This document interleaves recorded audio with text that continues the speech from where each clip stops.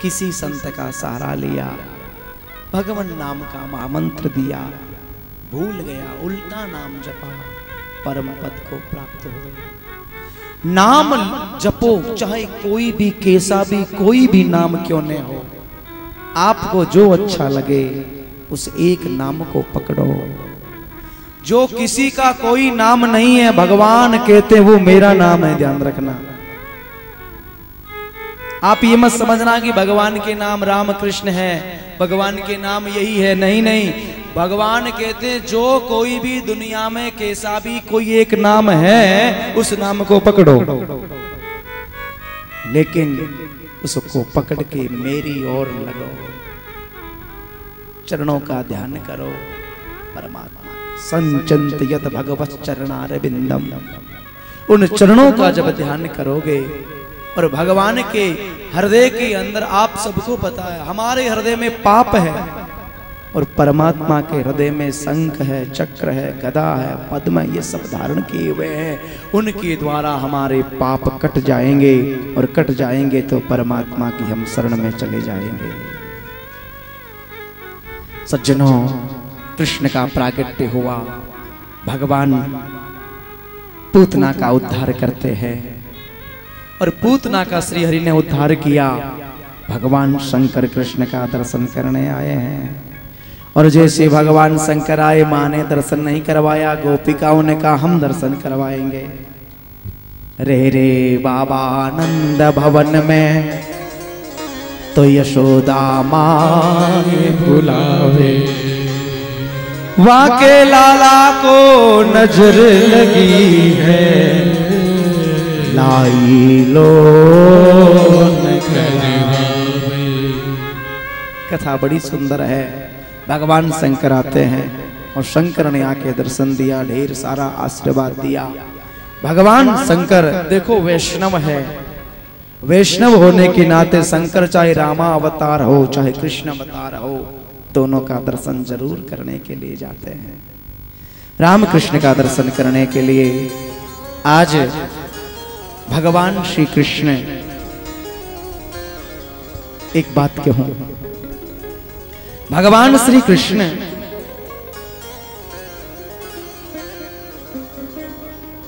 ओम प्रकाश जी बैठे हुए हैं, गो भक्त है। आपसे करवत प्रार्थना करूं, कार्तिक शुक्ल पक्ष की अष्टमी, कार्तिक शुक्ल पक्ष की अष्टमी है, और कार्तिक शुक्ल पक्ष की अष्टमी को भगवान श्री कृष्ण से मैया ने गो पूजन करवाया है।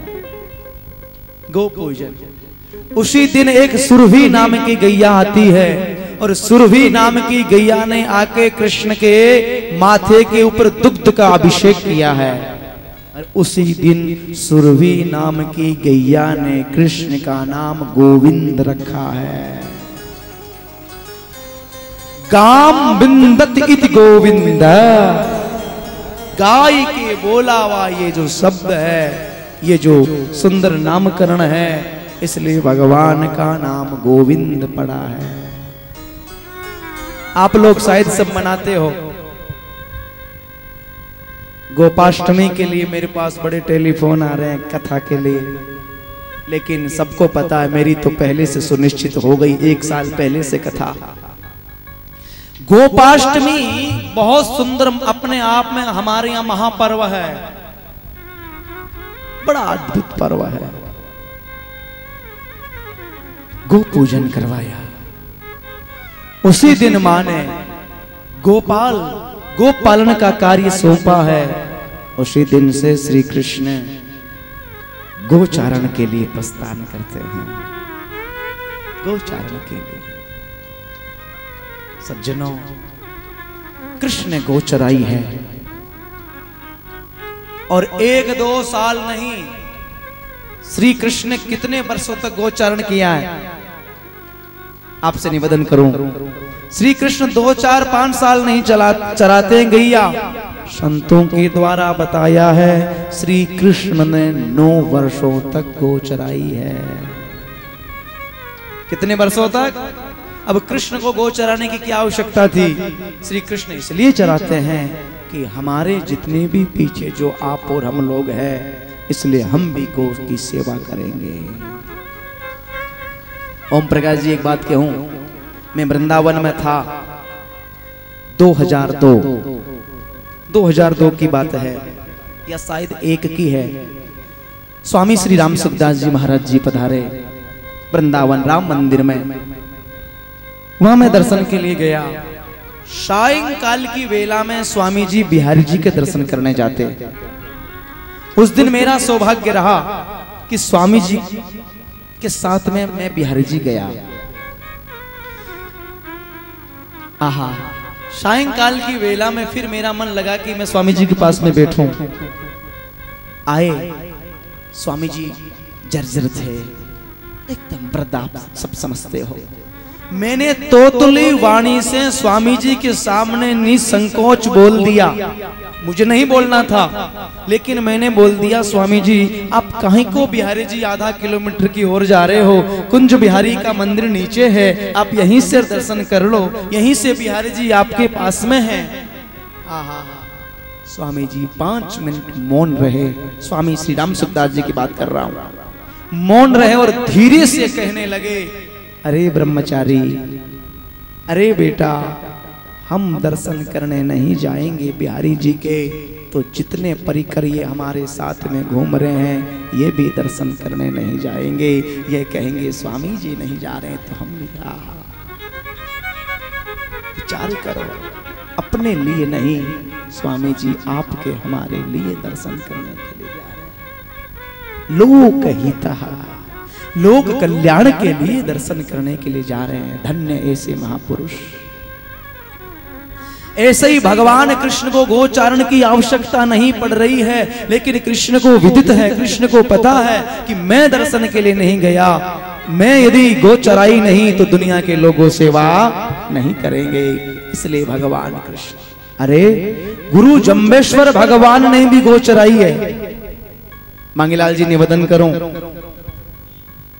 गुरु महाराज ने कितने वर्षों तक गाय चराई? गुरु जम्बेश्वर भगवान ने 27 वर्षों तक गोचारण किया है। 27 वर्षों तक। गुरुदेव को पता था यदि मैं गोचारण नहीं किया तो दुनिया के लोग मुझे देख के सेवा करेंगे। अद्भुत भाव है। देखो भाई, गो की सेवा जरूरी है। मैं तो हर कथा में कहता हूं, आप गोविंद की कथा सुन रहे हो, बहुत अच्छी बात है, और बालाजी सेवा धाम में नहीं भी सुनोगे ना तो कोई बड़ी बात थोड़ी है, कोई जरूरी नहीं है। लेकिन गो वंश की रक्षा अति आवश्यक है। मैं करबद्ध प्रार्थना करता हूं आपको, गो रक्षा। मैं हर जगह कहता हूं कथा में, गाय हमारी माता है, जन्म जन्म का नाता है। आपकी हमारी माँ 5 साल दूध पिलाएगी, 5 साल से ज्यादा दूध नहीं पिला सकती है, लेकिन जो गो माता जीवन पर्यंत जब तक हम धराधाम पे रहेंगे, वो माँ हमें दूध पिलाती है। वो गाय पशु नहीं हो सकती, वो गाय साक्षात हमारी माँ है, साक्षात माँ। लोग मेरे से प्रश्न करते हैं, गौ माने इंद्रियां होती है। अरे गौ माने इंद्रियां होती है, लेकिन गौ माता तो गौ माता होती है मेरे भाइयों, विचार करो। साक्षात गौ माता है, उस गौ की सेवा आप करते हो तो मैं कहता हूं सब कुछ करते हो। गाय की, और देखो भारतीय नस्ल की गौ की सेवा करने से बहुत अच्छा, भारतीय नस्ल की गौ की सेवा करो। भारतीय नस्ल, भारतीय नस्ल की गौ माता के गोमूत्र जैसी चीज में भी बहुत बड़ा फायदा है, बहुत बड़ा। एक जगह ओम प्रकाश जी कथा करने गया था आपके महेश्वरी परिवार में, और वहां महाराज उनके पीढ़ी दर पीढ़ी कैंसर की बीमारी चल रही है। कैंसर, दादाजी कैंसर से चले गए, पिताजी को कैंसर चले गए, श्रीमान जी को कैंसर हो गया। मेरी कथा चल रही थी, आए और आने के बाद मेरे से निवेदन किया, महाराज इस प्रकार से कैंसर की बीमारी हो रही है, बड़े डॉक्टरों से इलाज किया, कुछ नहीं हुआ, मेरी तोतली वाणी से निकल गया, सेठ जी हो सके तो आप गौ माता की सेवा करो, गौ माता की, और गौ माता की सेवा करो, अपने घर में गौ रखो, गौ पालन करो, और हो सके तो गौ माता के गोमूत्र को प्रातः काल की वेला में उसका सेवन करो। उस सेठ ने निष्ठा से, प्रेम से, भक्ति से और विश्वास के द्वारा गौ सेवा करके गोमूत्र का पान किया। वो सेठ खुशहाल जिंदगी जी रहा है, और आज भी टेलीफोन आया, वो सेठ कल आ रहा है। गाय में बड़ी ताकत है, गौ माता में बड़ी शक्ति है। सज्जनों, गौ सेवा, गोवंश की रक्षा अति आवश्यक है। मैं तो हर कथा में कहता हूं, मुझे कोई पूछे जीवन का मूल आधार क्या है, तो मैं एक बात कह सकता हूं, आपके हमारी जीवन का मूल आधार है तो आपकी हमारी गौ माता है, गोवंश है। हम गौ माता को भूलते जा रहे हैं। देश के प्रत्येक नागरिक के, जन जन के मानस के हृदय में यह भावना होनी चाहिए कि हम गौ की रक्षा करेंगे, हम गौ की सुरक्षा करेंगे। जिस प्रकार हम हमारी जननी माँ की रक्षा करते हैं, पूजन करते हैं, ध्यान करते हैं, ऐसे गौ माता की भी हम रक्षा और सुरक्षा करेंगे। ओम प्रकाश जी, एक बार की बात है, हमारे भारत में सबसे बड़ी गौशाला कहाँ है? राजस्थान प्रांत में सबसे बड़ी गौशाला, आप सबको पता होगा। सबसे बड़ी गौशाला कौन सी है? नागौर की थोड़ी है, कुछ नहीं, नागौर। हाँ, भाई लोग बता रहे हैं। आहा, भारत की कह सकता हूं मैं, राजस्थान की नहीं। भारत प्रांत की सबसे बड़ी गौशाला है पथमेड़ा गौशाला। जिस पथमेड़ा गौशाला की स्थापना करी है प्रातः स्मरणीय परम श्रद्धेय पूज्यपाद स्वामी श्री राम सुखदास जी महाराज। पथमेड़ा, जहां 2 लाख गाय है। कितनी है? 2 लाख। 2 लाख पथमेड़ा महाराज जी को कौन नहीं जानता है? पथमेड़ा महाराज जी परम श्रद्धेय संत शिरोमणि स्वामी श्री दत्त शरण जी महाराज, परम संत है। देखा होगा, दत्त शरण जी महाराज जी कभी टीवी में नहीं दिखते हैं। दत्त शरण महाराज जी कभी भी उनके फोटो का वो सब कुछ नहीं होता है, उनके आगे कैमरा नहीं लगता है।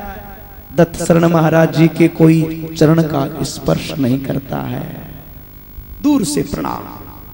वो दत्त शरण महाराज एक बार बेंगलोर में आए हैं, और बेंगलोर में भी इनकी शाखा है, पूरे भारत में शाखा है पथमेड़ा। बड़े बड़े सेठों के हाथ में इसकी कमाल है। भाई मेरे, उस पथमेड़ा का मैं भी सदस्य हूं। मैं धन्यवाद दूं मेरे भक्त को। एक बार मैं गया द्वारिका, और द्वारिका में गया तो द्वारिका जाते जाते यहां से हमारे माड़िया के साथ मेरे भक्त थे, भाई जगदीश जी मेरे साथ में थे। तो मैंने कहा भाई पथमेड़ा महाराज जी का दर्शन करेंगे। बोले महाराज जी जो आदेश आपका।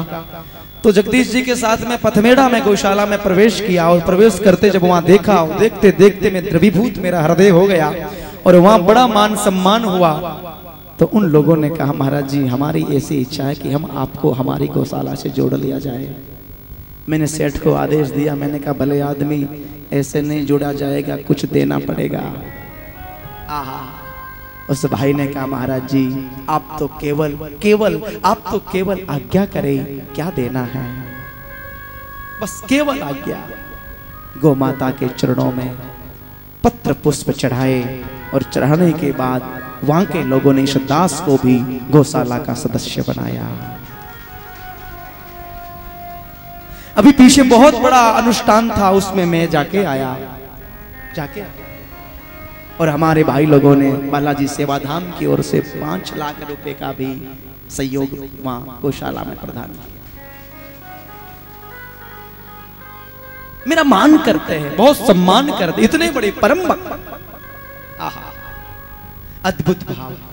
तो उन श्री महाराज जी को निवेदन करवाया। महाराज जी को कहा कि आप ये बताओ कि भगवान श्री कृष्ण सबके भगवान हैं, सबके भगवान है, लेकिन बताना पड़ेगा भगवान के भगवान कौन है, भगवान के भगवान कौन है। गुरु महाराज के मुखारविंद से बेंगलोर में यह बात निकली थी, बोले भगवान के भगवान श्री गौ माता है। श्री कृष्ण के भगवान साक्षात गौ माता है। विचार करो सज्जनों, महाराज जी यहाँ आएंगे, आप सबको दर्शन होगा। जब बिहारी जी आएंगे वृंदावन से पैदल चल के, उस समय इस मंदिर के इस सुंदर महाराज ये भवन जो है, इस भवन में जब विराजमान होंगे हमारे ठाकुर जी, उस समय भारत के अनेकों अनेक संत महात्मा का आपको यहाँ दर्शन होगा। जैसे आप लोग ऐसे इतने बैठे हो ना, इससे कई गुना ज्यादा तो महात्मा लोग यहाँ रहेंगे। आपके बालाजी का भाग्य उदय होगा। और मैं कह सकता हूं आपके बालाजी में जब बिहारी जी आएंगे, एक दिन अर्थ कुंभ लगेगा। अर्थ कुंभ, चाहे वो शंकराचार्य हो, चाहे वो गुरुदत्त शरण जी महाराज हो, चाहे वो वृंदावन के शरणानंद जी महाराज हो, चाहे वो महाराज हमारे प्रातस्मरणीय परम श्रद्धेय हरिद्वार के पीठाधीश्वर जूना अखाड़ा के परमाध्यक्ष स्वामी श्री अवधेशानंद भगवान हो, यहां आएंगे, आपको दर्शन देंगे, आपको आशीर्वाद देंगे और ठाकुर के श्री विग्रह को यहां प्रतिष्ठित करके जाएंगे। सज्जनों, दत्त शरण ने कहा भगवान के भगवान श्री कृष्ण है, ऐसा भाव। सज्जनों देखो, गौ माता, मैं कह सकता हूं कि जीवन धार्मिक रीति से गौ माता की सेवा लोग करते हैं, लेकिन आप धार्मिक नहीं भी होना तो भी मैं आपसे कह सकता हूं कि आप केवल वैज्ञानिक दृष्टि से भी गौ की सेवा करो। वैज्ञानिक दृष्टि से, ओम प्रकाश जी मुझे याद आ रहा है, आपके महेश्वरी परिवार है ओसिया में, सोनी परिवार, शायद 8 तारीख 9 तारीख को कल आ सकते हैं। एक बार ओसिया में कथा बोल रहा था और एक महेश्वरी परिवार का व्यक्ति मेरे पास आया, कहने लगा महाराज जी मेरी एडियो में बड़ा दर्द है, बहुत दर्द है, और मैंने इतने डॉक्टरों को देश विदेश के अंदर डॉक्टर को दिखाया, लेकिन मेरे कोई फर्क नहीं पड़ा, कृपा करके कोई दवा हो तो बताओ। मैंने कहा हमारे पास कोई दवा नहीं है, आपके गांव में यदि गौशाला है तो प्रातः काल की वेला में नंगे पांव जहाँ गौ माता विचरण करती है, वहां आप सवेरे सवेरे वहां टेल के आओ और गौ माता के ऊपर हाथ घुमा के आओ, आपका दर्द दूर हो जाएगा। डॉक्टरों ने मना किया और आज वो व्यक्ति खुशहाल जिंदगी जी रहा है। मैं नहीं कहना चाहता, लेकिन इसलिए कह रहा हूं कि शायद आपका मन भी गौ माता में लग जाए, शायद लग जाए, इसलिए लोभ दे रहा हूं। बाकी मेरी इच्छा नहीं बिल्कुल कहने की, लेकिन आप लोग भी गौ माता, अरे भाई सेवा तो करते ही हो, लेकिन थोड़ी भाव से कर दिया करो। आप अपने पति को रोटी तो देते हो ना, रोटी तो देनी ही देनी पड़ेगी। अब चाहे नाराज होके दो और चाहे प्रेम से राजी होके दो, तब हमारे केदार जी कहते हैं भाई देना ही है तो जरा प्रेम से दे दो, प्रेम से। हर व्यक्ति के घर में गाय तो है, लेकिन उस गाय की सेवा जैसे अपने घर में माँ की सेवा करते, ऐसे सेवा करो, आपका दुख दूर हो जाएगा। मेरे भाइयों, हमारे एक बहुत अच्छे महात्मा हैं जिनको कहते हैं रमेश बाबा, बरसाने के हैं। वो हर समय कुंभ में बहुत बड़ा उनका खर्चा लगता है। रमेश बाबा कहते हैं भारतीय संस्कृति का मूल आधार गोवंश है। भारतीय संस्कृति की जो ध्वजा है वो साक्षात गौ माता है। सज्जनों, भारतवर्ष में केवल स्वार्थ की राजनीति रह गई है, मुझे क्षमा कर देना, कि जितनी राजनीति है,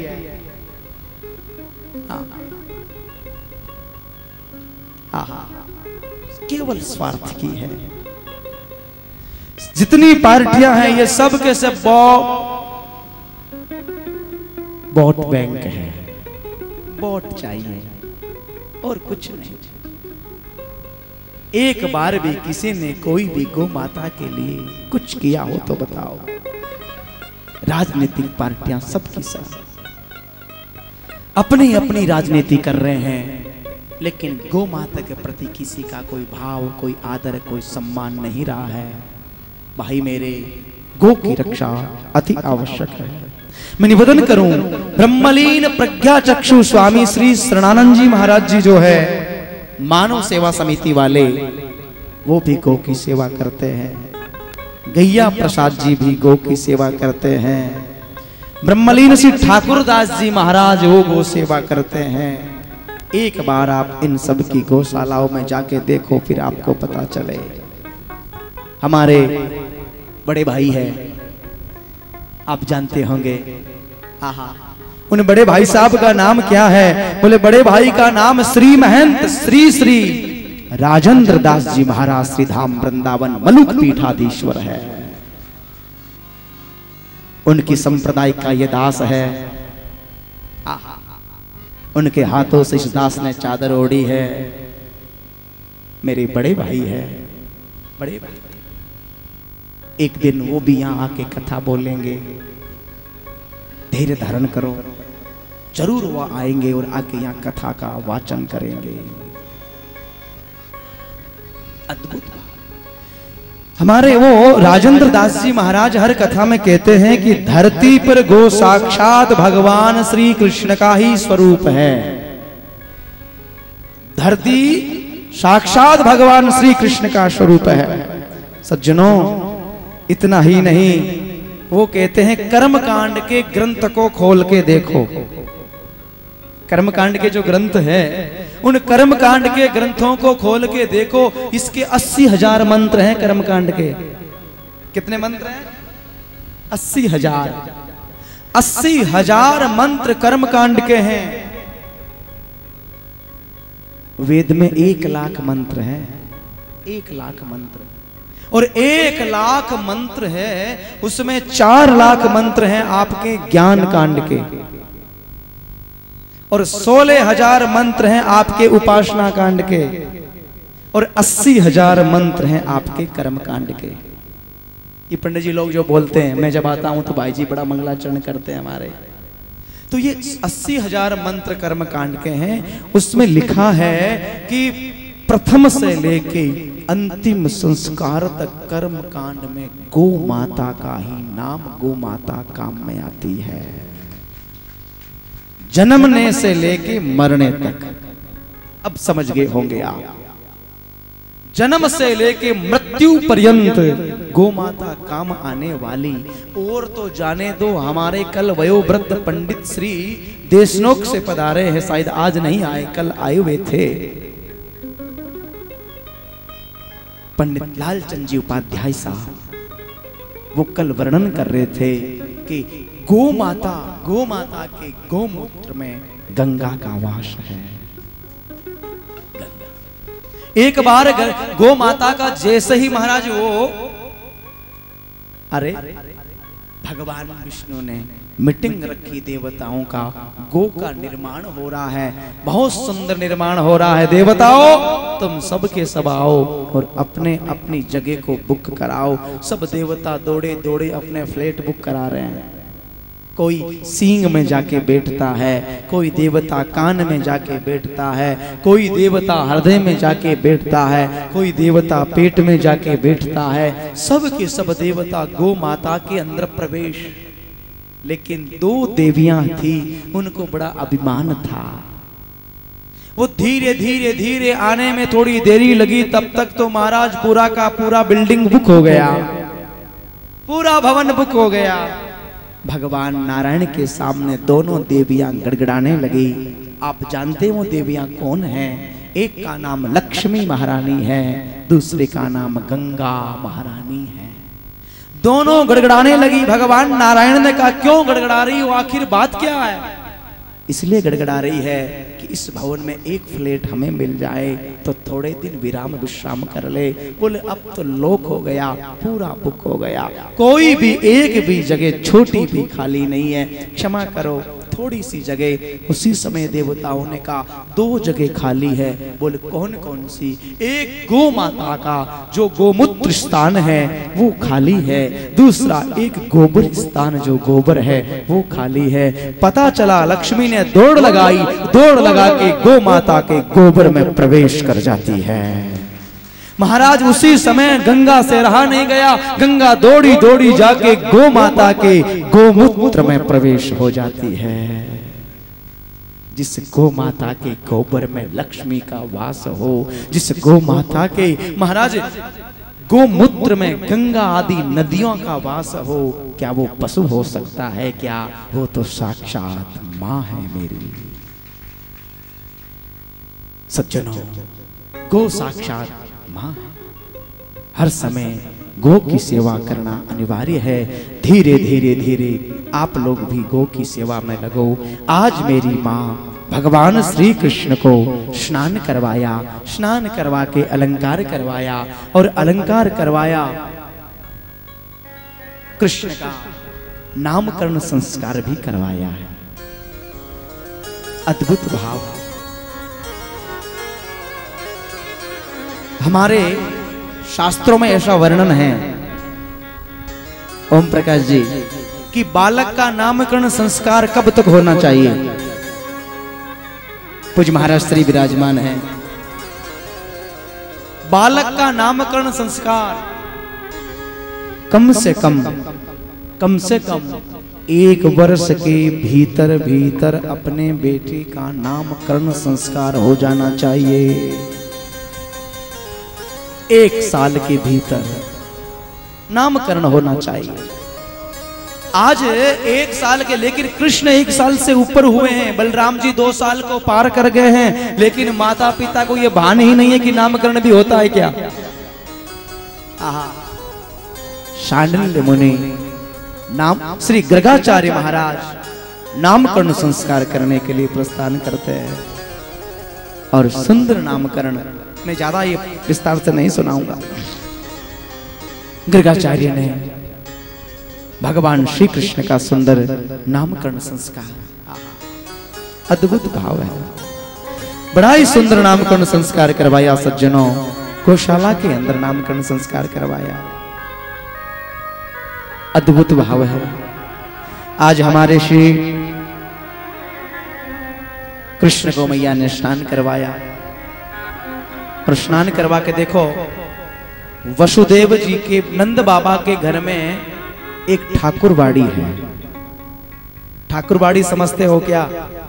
कौन कौन समझता हाथ खड़ा करके बताओ। मैं कहता हूं प्रत्येक घर के अंदर ठाकुरबाड़ी होनी चाहिए। ठाकुरबाड़ी का मतलब छोटा सा आपके घर में एक मंदिर होना चाहिए। उस मंदिर में भगवान विष्णु का श्री विग्रह होना चाहिए, जिसको शालिग्राम भगवान हम कहते हैं। शालिग्राम, प्रत्येक वैष्णव के घर शालिग्राम भगवान का श्री विग्रह होना चाहिए। नंद बाबा के घर में शालिग्राम है, नित्य प्रति पूजा करते हैं, पाठ करते हैं, नियम से स्वाध्याय करते हैं, अर्चना करते हैं और जप करते हैं भगवान विष्णु का। होता क्या है, कभी कभी भगवान विष्णु का व्यक्ति जप करता है तो उसका मन नहीं लगता है। तो मन नहीं लगता है, उसको क्या करना चाहिए? मैं कहता हूं उस मन लगाने के लिए माथे पे एक तौलिया डाल लेनी चाहिए।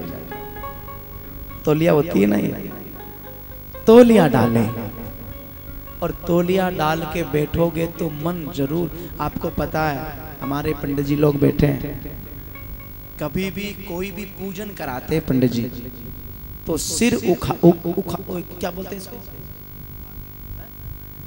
उघाड़ा, हाँ भूल जाता हूँ, उघाड़े सिर पूजन नहीं कराते वो, ऐसा है ना। वो कहेंगे, पुराने पंडित जी जरूर कहेंगे, फेंट कस के माथे पे सुंदर फेंट लगाओ, सुंदर फेंट, धोती कुर्ता सीखा वंदन करके सुंदर माथे पे फेंट लगाओ और फिर बैठो।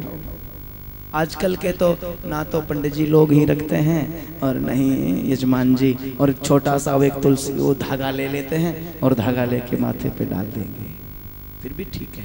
अच्छा, आपने देखा होगा बड़े बड़े मंदिरों में नियम है, अब बड़े बड़े मंदिर जब चले जाओ, मैंने बहुत मंदिरों के दर्शन किए, आजकल नहीं, छोड़ छाड़ दिया, लेकिन बहुत पहले बड़े बड़े मंदिरों में जाता और देखता तो मंदिरों में जाते ही लोग दो खड़े रहते हैं द्वारपाल, आप अपने माथे पे जरा ये लगा लो, सिर ढक लो, सिर ढक के दर्शन करना चाहिए।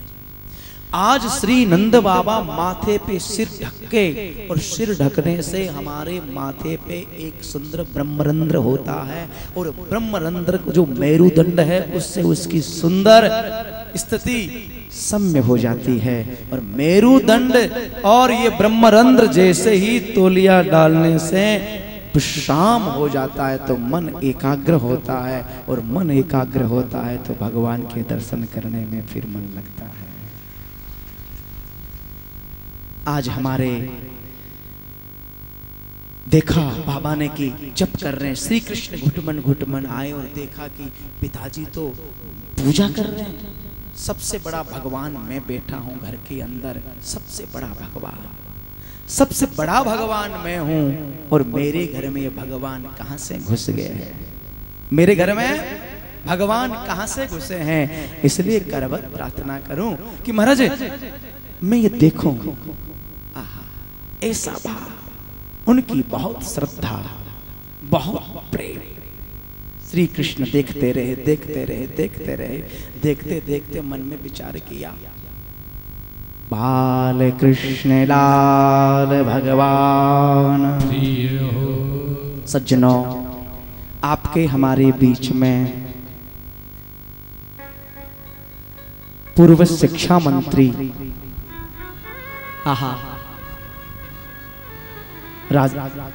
हरियाणा प्रदेश के, कौन नहीं जानता,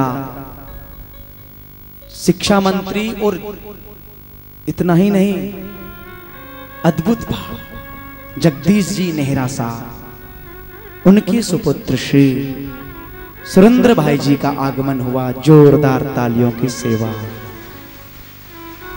उन्हीं के साथ साथ हमारे परम स्नेही लंबरदार साहब पंजाब से पधारे हैं, आपके लिए भी जोरदार तालियों की सेवा। बालाजी सेवा धाम के परम स्नेही भक्त है।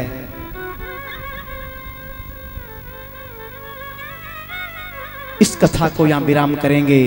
9 तारीख को 2-4 दिन भक्तों से मिलेंगे, भगवान का भजन करेंगे या रेस्ट करेंगे, और ठीक 16 तारीख से सिरसा के अंदर जो ये राज्य मंत्री साहब पधारे हुए हैं, इन मंत्री जी के फार्म हाउस में बड़ी भारी विशाल भागवत की कथा है।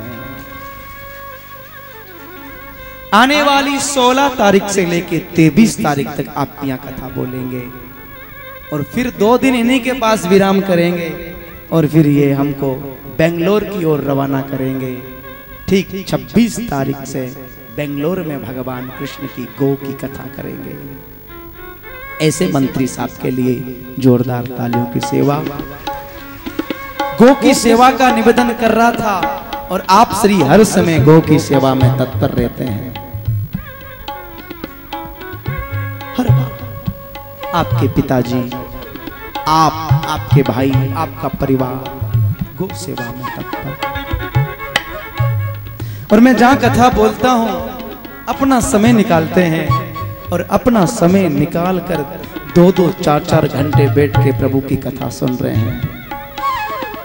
राजनीति का पूरा काम, घर परिवार का पूरा काम छोड़ के ये कहते, महाराज जी जब मैं आता हूं ना आपकी कथा में, तो सेल फोन साइलेंट करता हूं, और साइलेंट करके आराम से 3 घंटे समाधि लगा के आपकी कथा सुनता हूं। धन्य है ये परिवार। ऐसे तो नाराज नहीं हो तो साहब एक बात कह दूं, मैंने राजनेताओं को सबको मना कर रखा है कि आप बालाजी सेवा धाम में नहीं आओ तो ठीक है। बड़े फोन आ रहे हैं छोटे भाई के पास, कुलड़िया साहब के पास, बड़े फोन पे फोन आ रहे हैं। मैंने कहा मेरी सौगंध है, किसी को बुला लिया तो पहले फोन करें। आप मुझे फोन करके आते तो मैं आपको भी नहीं बुलाता। शुक्रगुजार करो कि आपने टेलीफोन मुझे नहीं किया, सीधे आ गए, इसलिए आपको प्रवेश मिल गया। गुरुद्वारा है, ये गुरु का द्वार है, ये गुरु का द्वारा है, सेवा धाम है। यहाँ क्या टेलीफोन करके क्या किसी की शादी, किसी बच्ची की शादी में थोड़ी जा रहे हो, गुरु महाराज के आ रहे हो। हाँ हाँ, इसलिए मैंने स्टॉप लगाया इस वर्ष कि कोई भी राजनेता बन के नहीं आए, भक्त बन के, भगवान का परम स्नेही भक्त बन के कोई भी आ सकता है। लेकिन कोई यह कहे कि मैं मंत्री हूं, मैं महामंत्री हूं, मैं संतरी हूं, बालाजी सेवाधाम सब कुछ, सब सम्मान है। सज्जनों, आज श्री कृष्ण गोचारण के लिए प्रस्थान करते हैं। मां ने कहा बेटा मैं तुम दोनों का बंटवारा करती हूं। कैसे बंटवारा? आहा, मां ने बंटवारे का नाम सुना, बेटा तुम अलग हो जाओ। कृष्ण हिचकों से रो पड़ा। मां भाई भाई को अलग कर रही है, मां बंटवारा कर रही है। मां ने कहा बेटा रो क्यों रहा है? मैं बंटवारा नहीं कर रही, मैं कहती हूं कृष्ण छोटा है, बछड़ा चराने जाएगा, बलराम बड़ा है, गोचारण के लिए जाएगा। एक बात कहूं, हिम्मत उस दिन नहीं टूटी जब शत्रु की तलवार उठी, हिम्मत उस दिन टूट गई जब घर में भाई की दीवार उठी। भाई भाई अलग नहीं हो, आहा, भाई भाई साथ रहो। आपने देखा होगा, आहा, राम जी और भरत जी कभी अलग नहीं हुए। विचार कर, भाई भाई का बंटवारा ठीक नहीं लगता है। भाई मेरे मां के चरणों में वंदन किया। मां ने कहा नहीं नहीं बेटा तू छोटा है, गोचारण के लिए प्रस्थान, बछड़ा चराने जा। उसी समय श्री कृष्ण है और सबके सब ग्वाल बाल सखा है, गोचारण को प्रस्थान करते हैं। छोटी छोटी गैया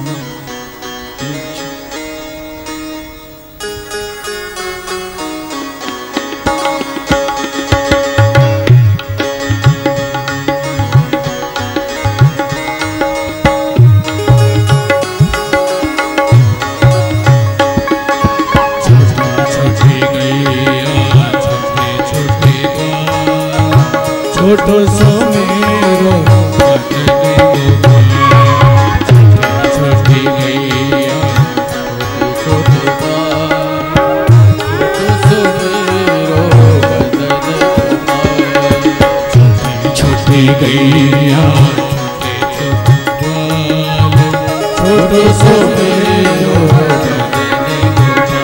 हरिया, छोटो सो मेरो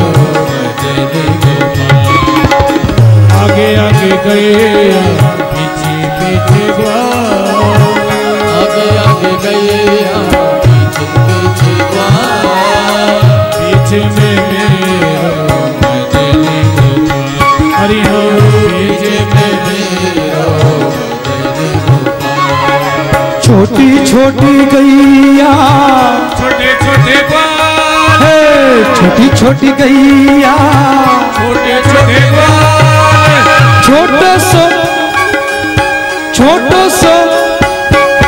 छोटो सो मेरो मदन गोपाल। छोटी छोटी पीछे वाली बहने दोनों हाथ ऊपर करके, छोटी छोटी गैया,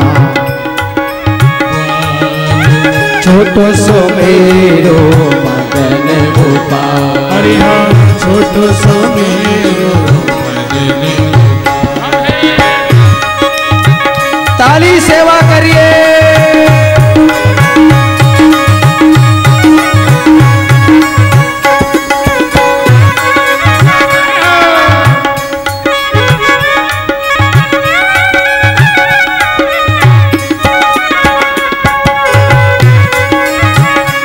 बलवीर के लिए जोरदार तालियों की सेवा। हरि बोल।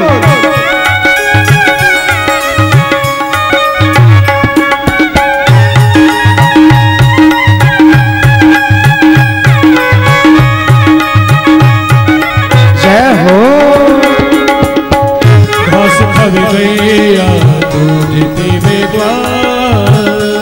खावे गैया दूध पीवे ग्वाल, घास खावे गैया दूध पीवे ग्वाल, घास खावे गैया दूध पीवे ग्वाल, माखन खावे मेरो मदन गोपाल, ये माखन खावे मेरो मदन गोपाल।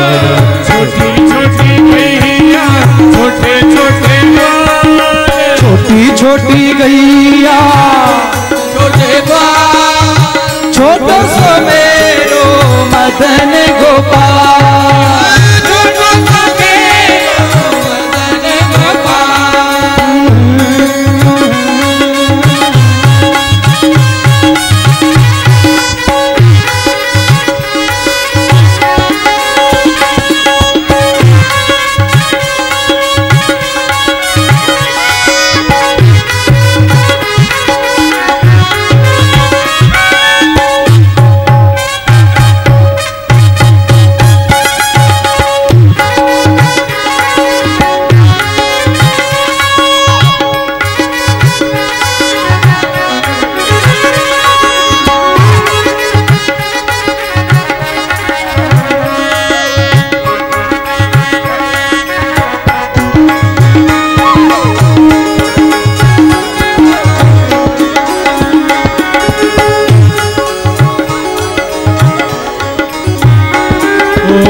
छोटे छोटे लंगोटे छोटे छोटे हाथ, छोटे छोटे लंगोटे छोटे छोटे हाथ, छोटी छोटी लखूटी छोटे छोटे हाथ।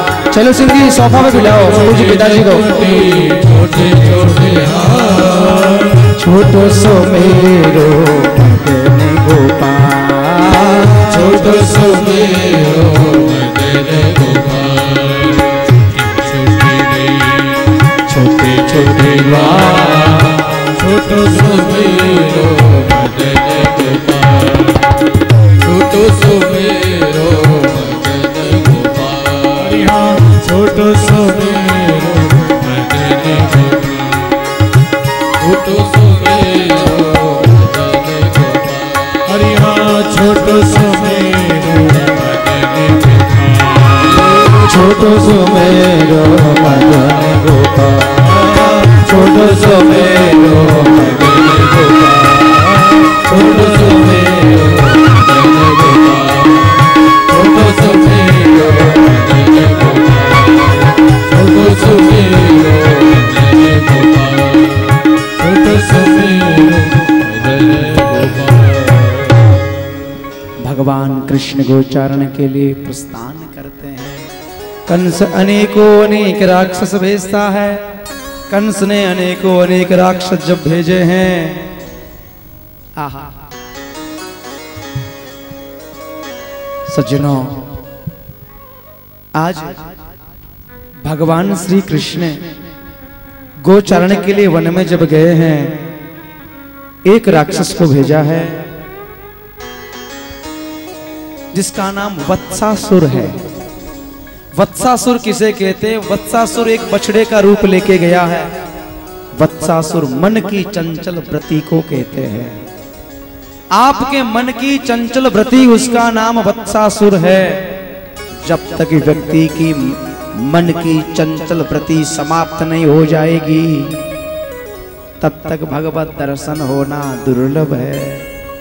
मन की चंचलता समाप्त होते ही झटपट परमात्मा का दर्शन हो जाएगा। मन की खटपट मिटी तो झटपट दर्शन हो, मन के वारे बन गए ओ मन तजबासी कह कबीर क्या कीजिए, ये मन ठेरे, ये मन ठेरे। हम और आप यहाँ बैठे हैं और हमारा मनीराम जी घर चला गया। और जी मैं तो आ गई, कहीं बहू है ना वो गड़बड़ नहीं कर दे। मेरी माँ बैठी है सोफा पे, सिरसा से आई है। आहा। लेकिन माँ के मन में यह है कि मैं तो बालाजी सेवा धाम आई हूं, लेकिन पीछे घर में बीननी गड़बड़ न कर दे बहू, ऐसा भाव है। ये मन जब तक ये चंचलता में रहेगा तब तक परमात्मा का दर्शन नहीं होगा।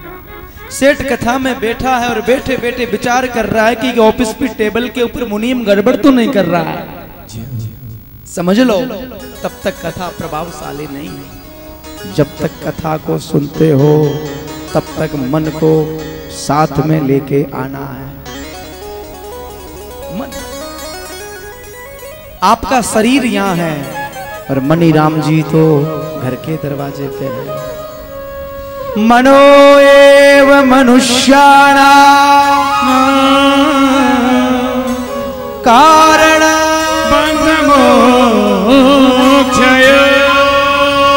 कारणं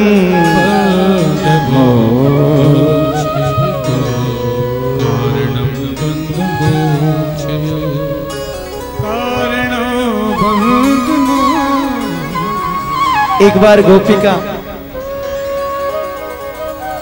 मैं कथा ठीक से नहीं सुना रहा हूं, इधर से उधर उधर से इधर सुना रहा हूं, टाइम पास कर रहा हूं कि 3:45 बज गए, 4 कब बजे।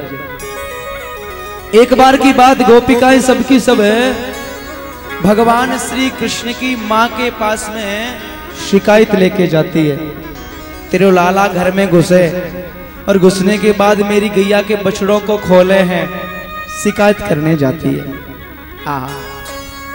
मैया ने चांदी की छड़ी हाथ में ली है, चांदी की छड़ी, और कृष्ण का कान पकड़ा है। कृष्ण थर थर थर थर कांप रहा है और मैया पिटाई। विचार करो, क्या ब्रह्मा की हिम्मत है कि कृष्ण को छड़ी दिखा दे? क्या शंकर के अंदर ताकत है जो कृष्ण को छड़ी दिखाए? क्या ब्रह्मांड नायक कोई ऐसा है जो भगवान कृष्ण का कान पकड़े? अरे भगवान को छड़ी दिखाने और कान पकड़ने की शक्ति है तो मेरी मां में है सज्जनों।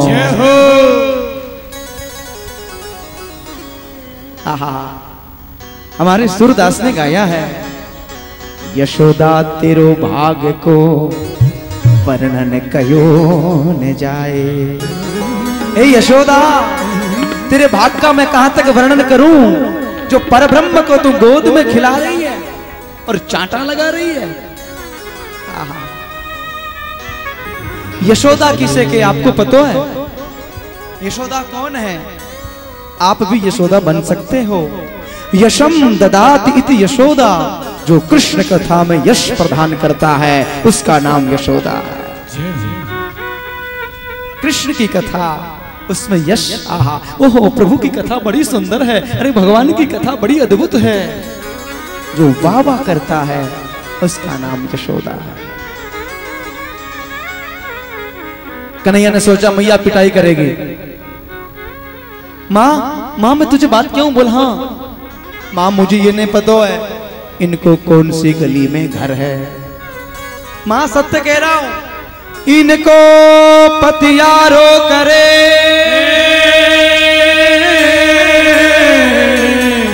मैं तस्कर यह सहा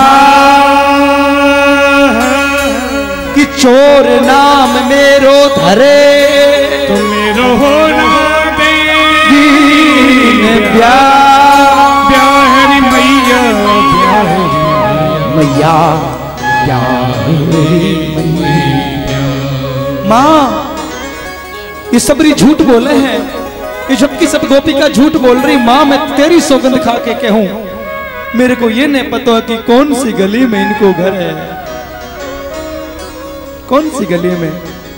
माँ ये दुनिया में मेरे को बदनाम कर रही है, ये चोर है, ये चोर है, ये चोर है। और दुनिया में चोर चोर यदि कहना शुरू कर दिया तो मेरी सगाई नहीं होगी, सगाई नहीं तो मेरा विवाह नहीं होगा, मुझे कोई छोरी नहीं देगा। मुझे आहा चोर नाम मेरो धरे मेरो होने देगी न ब्याह। आहा, कृष्ण क्या चोर है क्या? बताओ ना, कृष्ण चोर है? कृष्ण चोर है, मैं कहता हूं। अरे कृष्ण चोर नहीं, मैं कह सकता हूं कृष्ण चोरों का सरदार है। चोरम कृगण्यम मनसा स्मरामि, चोरा अग्रण्यम मनसा स्मरामि, चोरा कृगण्या मनसा स्मरामि,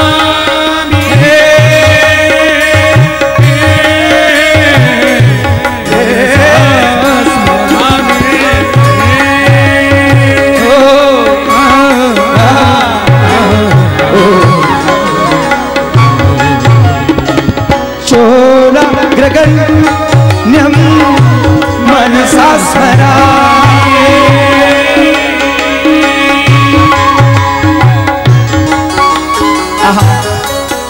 एक बात कहूं क्या, कृष्ण क्या चुराता है आपका? कृष्ण आपका चित्त चुराता है। आपका जो चित्त है, दिल है, कृष्ण आपके चित्त को चुराता है। आपने देखा होगा कृष्ण का नाम माखन चोर है, कृष्ण का नाम चीर चोर है, कृष्ण का नाम चित्त चोर है। वो चोर है। गोपिकाओं का कभी वस्त्र चुरा लेता है, तो कभी गोपिकाओं के घर के अंदर माखन चुरा के भाग जाता है, तो कभी अपने भक्तों के चित्त को चुराता है। इसलिए देवता गा रहे चोरम ग्रगण्या मनसा स्मरामि, चोरा चोर के नाम से दुनिया पुकारती है, इसे पकड़ में आता है तो मैया मारती है। मैया पिटाई कर रही है। बड़ा ही गरीब है, पास में काली कमलियां है, और मन को बहलाने के लिए बांस की बांसुरियां है। सासाधारण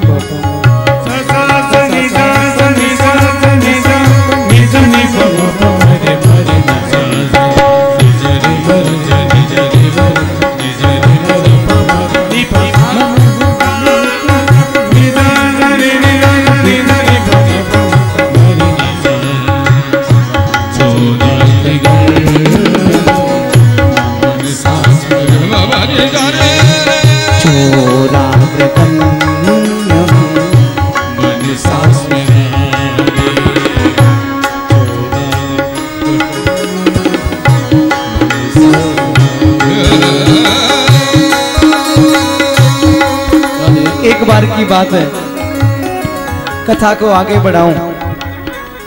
कृष्ण क्या करते हैं? कृष्ण बैठे हुए हैं और मां ने कहा क्यों रे चोरी करे तू, गोपिकाओं घर में माखन जाके खावे तू मेरी बदनामी करावे। 9 लाख गाय तेरे नंद भवन में, नयो नित माखन होवे।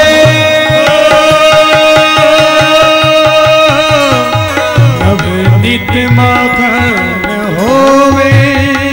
पुराने जमाने में जिसकी यहाँ 9 लाख गाय होती थी, उसको लोग नंद बाबा कहते थे। 9 लाख गाय, बाबा के घर में 9 लाख गाय है। 9 लाख गाय तेरे नंद भवन में, नयो नित माखन होवे। ए माँ, मुझे तुझे एक बात कहूं? बोला हाँ, मुझे तो चोरी को माखन अच्छो लगे। चोरी को माखन होवे। एकदा क्रीडनानस्ते रामाध्या गोप द्वारिका, कृष्णो मृदम भक्षन्त्ये वातानि मात्र चन्द्रया।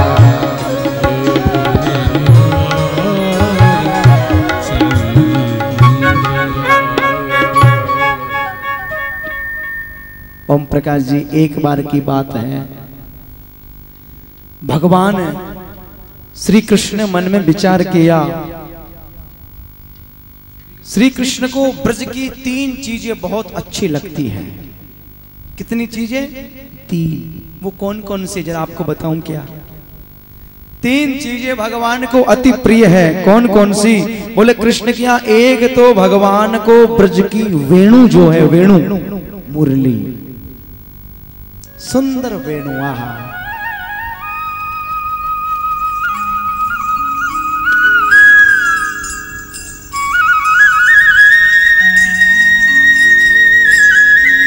तिवारी जी वेणु बजा रहे हैं। आहा, क्या बात है। तिवारी जी के लिए जोरदार तालियों की सेवा।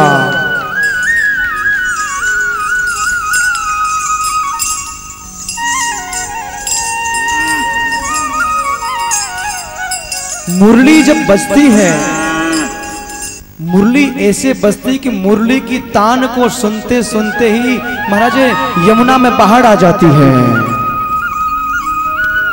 यमुना में बाढ़, मुरली की आवाज को सुनते ही वृक्ष अपने आप को हिला देते हैं, और वृक्ष जैसे अपने आप हवा के झोंके से हिलते हैं, पुष्प नीचे गिर जाते हैं, और पुष्प नीचे गिर के हवा का झोंटा आया, और आते आते ही यमुना के नदी के प्रभाव से पुष्प भगवान के चरणों में चढ़ जाते हैं।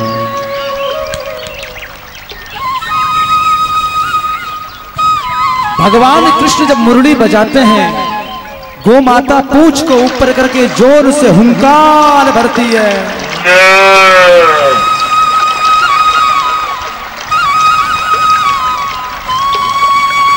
गो माता हुंकार भर रही है।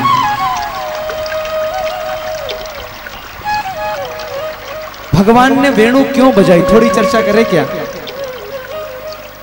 अच्छे लोग सुनने वाले हैं। कृष्ण मुरली क्यों बजाते हैं? आपने कभी सोचा? कृष्ण है, ये मुरलीधर क्यों है? मुरली को क्यों धारण किया?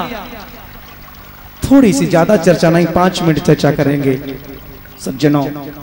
भगवान मुरली इसलिए बजाते हैं, मुरली बांस की है, और ये बांस अंदर से एकदम पोला है, पोला। कौन सा बांस? ये आपका हमारा जो ये बांस शरीर है महाराज, एकदम बांस पोला है, अंदर कोई भी कुछ भी उसके अंदर नहीं है, और उस बांस के ऊपर छिद्र है। छिद्र, छिद्र समझते हो? अरे भाई, बांस के ऊपर छिद्र है, आपने देखा होगा, भैया के पास मुरली है।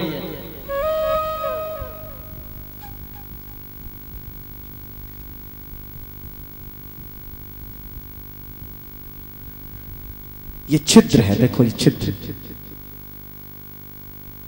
छिद्र समझ गए? छिद्र किसे कहते हैं? छिद्र है क्या? छिद्र क्या होता है? छिद्र माने होते हैं दोष, आपके हमारे अंदर जो दोष है। मुरली ने ये छिद्र जो है, इन छिद्रों को अपने आप छुपाया नहीं है, छिद्रों को खोल के सामने रखा है। और हम आप क्या करते हैं? बोले अपने छिद्रों को हम छुपाते हैं, ढकते हैं। कहीं छिद्र माने दोष, और दोष को महाराज हम आप सबके सब छुपाते हैं। जब तक ये छिद्र जो है, काम है, द्वेष है, अहमता, ममता, राग, द्वेष, काम, क्रोध, लोभ, मोह, मत्सर, ये छिद्र है। पाप कर्म करेंगे तो छुपाएंगे ना हम? छुपाओ मत, प्रकट करके रखो। मुरली ने अपने छिद्रों को ठाकुर के सामने खोल के रख दिया। गोविंद ने उसको अपनाया, और अपनाने के बाद में अपने ओठों का तकिया दिया है। ओठ, ओठ का तकिया दिया है, और तकिया देके भगवान श्री कृष्ण अपने हाथों के द्वारा मुरली के चरणों की सेवा कर रहे हैं।